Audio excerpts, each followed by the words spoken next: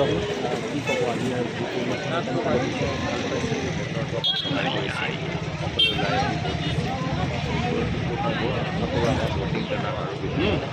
আজি দিনটোত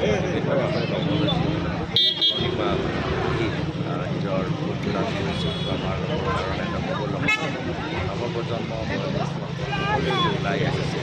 এইটো আমাৰ এটা কৰ্তব্য যে ভাৰতীয় লোকতান্ত্ৰিক পৰম্পৰা কিমানমান ভোটত জয়ী হ'ম বুলি ভাবিছে?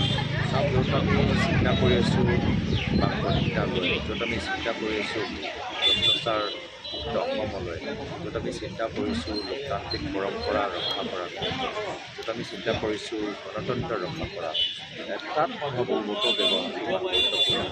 এই যে আমাৰ সংবিধানৰ যিখিনি অধিকাৰ আমি সকলোৱে পাওঁ, এই যে জীয়াই থাকিম, এই অধিকাৰবোৰ ভৱিষ্যত ৰাইজে ব্যৱহাৰ কৰিব পাৰে, এইখিনি বেছি গুৰুত্বপূৰ্ণ।